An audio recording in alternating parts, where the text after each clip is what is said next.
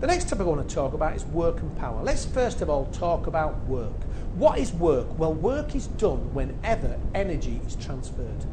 Here are some good examples to explain this point. When you lift up a chair, work has been done as you have lifted the chair against gravity. The chair has a higher potential energy due to where it is now located. When you stretch a string, work has been done. The work has been done against the stiffness of the spring. The energy has been transferred to the potential energy now in the spring.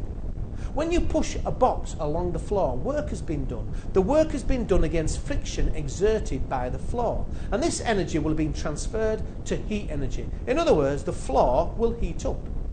When you push two magnetic south poles together, work will have been done. Energy is required to do this against the magnetic force of the magnet. This energy will have been transferred to magnetic energy, and when you release it, it forces it away. So do you understand? Work has been done whenever energy is transferred. Usually you will have to apply force to cause movement, and this gives the object generally kinetic energy.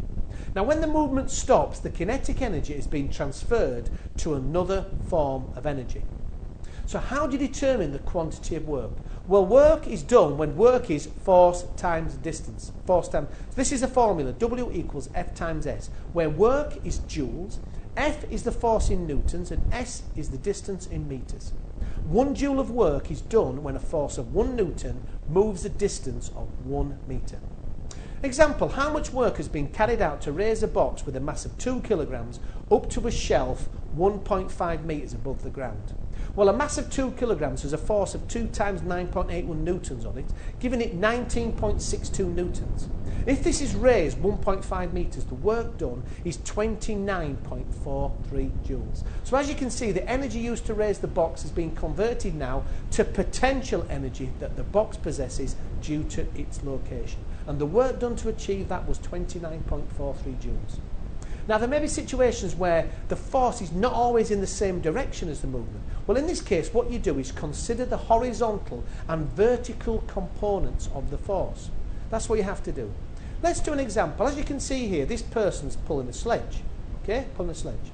What work has been done if the sledge weighing 4.5 kilograms was moved 2.5 meters? Now, the rope is at an angle of 30 degrees, okay, 30 degrees. Now, the direction of the force is different to the direction of movement, isn't it, as you can see? So how do you calculate the work in this situation? Well, as you can see here, as the movement is in the horizontal direction, this is the only component of the force to achieve this. The vertical force is not causing any motion, and therefore is not doing any work, it's just balancing out the weight. So what force will be required to move the sledge? Well, this is the formula, F equals ma, where F is the force in newtons, m is the mass in kilograms, and a is acceleration, 9.81. Put in the known variables, the force is 44.145 newtons.